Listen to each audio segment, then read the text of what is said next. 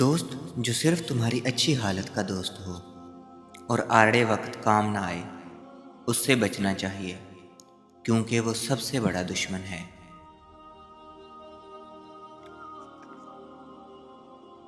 فقیر کو صدقہ دے کر احسان نہ جتلا، بلکہ اس کے قبول کرنے کا خود احسان مند ہو۔ غریب مہمان آ جائے تو قرض سے بھی تکلف کرو۔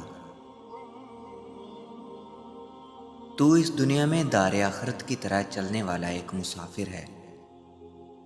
تیرے سفر کی ابتدا اور انتہا یہ ہے، تیری عمر کا ہر برس منزل، ہر مہینہ فرسنگ، اور ہر دن میل، اور ہر سانس قدم ہے۔ ریاکاری گویا خداوند تعالیٰ کی نسبت لوگوں کو زیادہ عزیز رکھتا ہے، اور تمہیں ایک کمزوری ہے جس کا علاج تحمل ہے۔ اسے رنج نہ دینا، بلکہ اس کا رنج سہنا چاہیے۔ نیک عورت آمد دنیا سے نہیں، اسباب آخرت سے ہے۔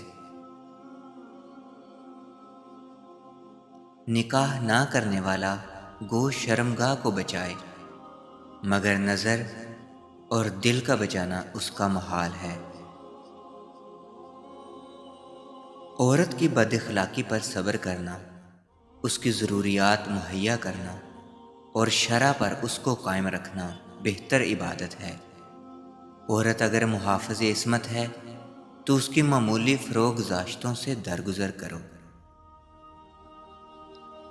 عورت کی بدخلقی پر صبر کرنے والا حضرت ایوب علیہ السلام کے صبر کے برابر ثواب پائے گا۔